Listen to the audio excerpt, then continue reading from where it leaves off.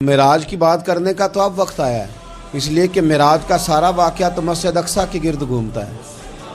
سبحان الذی اسریٰ بعبدہ لیلا من المسجد الحرام الی المسجد الاقصیٰ۔ حضور نے معراج کی رات مسجد اقصیٰ میں نماز پڑھائی تھی، اور ایک بار پھر سے طیبہ سے فلسطین میں آ، راستہ دیکھتی ہے پھر مسجد اقصیٰ تیرا۔ ایک بار حضور گئے تھے مکے سے مسجد اقصیٰ، اور پھر حضور فرماتے ہیں جب میں واپس گیا نا تو کفار نے جو کہ مسجد اقصیٰ دیکھی ہوئی تھی تو مجھ سے پوچھنا شروع کر دیا کہ مسجد اقصیٰ کی کھڑکیاں کتنی ہیں، دروازے کتنے ہیں، پلر کتنے ہیں۔ جب انہوں نے سوال جواب کیے تو حضور فرماتے ہیں کہ رب کریم نے مسجد اقصیٰ کو اٹھا کے میرے سامنے رکھ دیا۔ میں دیکھتا جاتا تھا، بتاتا جاتا تھا، کہہ لوں بات کر لوں۔ ایک دفعہ حضور مکے سے مسجد اقصیٰ آئے، اور ایک دفعہ مسجد اقصیٰ میرے نبی کی زیارت کے لیے مکے گئی، حضور کی زیارت کے لیے مکہ شریف گئی۔ اور میرے نبی تو صرف کسی چیز کی طرف ایک دفعہ دیکھ لیں تو وہاں رحمت کے پھول کھلتے ہیں۔ مسجد اقصیٰ کی طرف منہ کر کے 17 مہینے میرے نبی نے نماز پڑھی ہے۔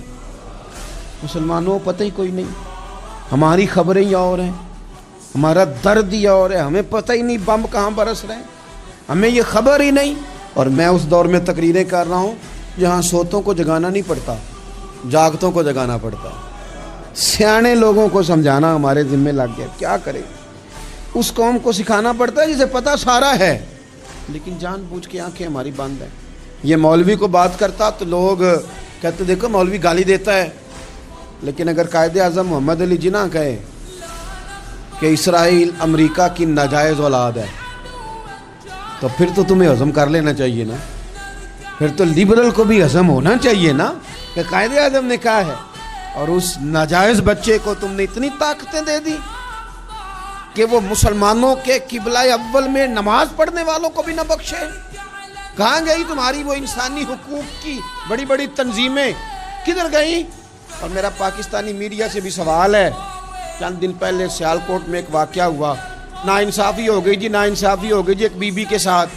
ہر بندے نے شور مچایا، بڑے بڑے طوفان اٹھتے ہیں، کیوں ہوا جی کیوں ہوا؟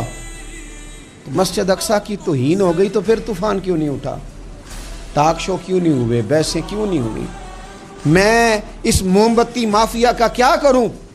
ان لبرل لوگوں کا کیا کروں؟ ان کے سپورٹروں ووٹروں کا کیا کروں؟